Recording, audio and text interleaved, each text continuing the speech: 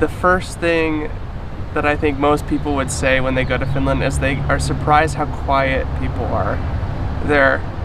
In fact, when I moved back to the United States, I thought everybody was screaming around me. I wasn't used to it, and so I had to tell my parents, hey, you don't have to shout. But yeah, people are a lot more quiet there, and I think that a lot of Americans mistake that for people being unfriendly. But in reality, if you need help, if you're on the street, any Finnish person is happy to help you if you ask them. But yeah, it's impolite to talk loudly there, and I knew a lot of people that would say if something isn't worth saying, then don't say anything. So people don't small talk really, or put in filler speech into their conversations. They say what they feel, which also can come across sometimes as a little bit harsh and stark, but people there really aren't trying to be rude or anything, and they're not rude, they're just saying how they feel, and it was a good thing. It made me feel more comfortable saying exactly what I wanted to say, because people didn't take as much offense to things there when it was a real feeling or a real opinion, whereas in America sometimes it's tricky where you have to navigate, is this something really okay for me to say even though it's something I'm actually feeling? But I did like that.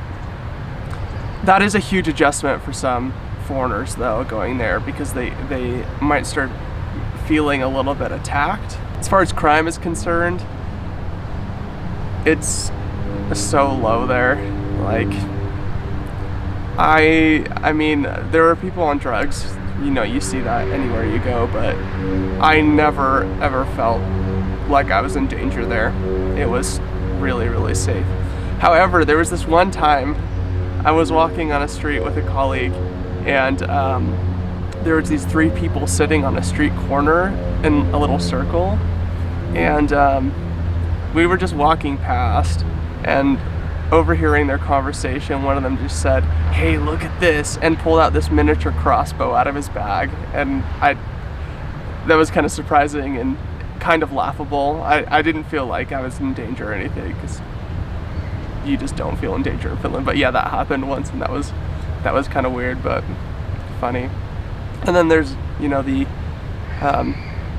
very common occurrence of a drunk person trying to get in a fight with you or whatever, but I mean, they don't really have any hand-eye coordination, so not that I ever got in a fight, but if I would have had to defend myself, it would not have been very hard. Just push him over.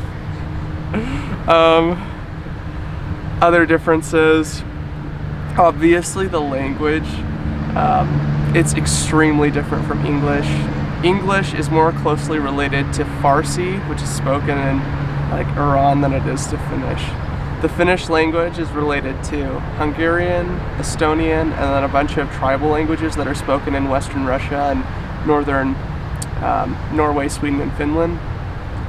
But yeah, they're not related to anything else. They do use a lot of borrowed words. I guess the best trick that you can have is if you don't know a word in Finnish, say the English word and add an I or an A to the end, and you might be right. I've definitely done that on many occasions, and it works. Public transportation is really good there in almost any place you go, especially in the bigger cities.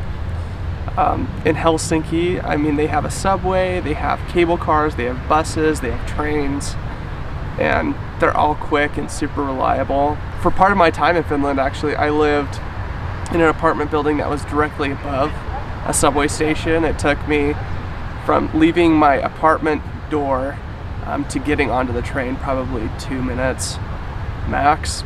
Super nice.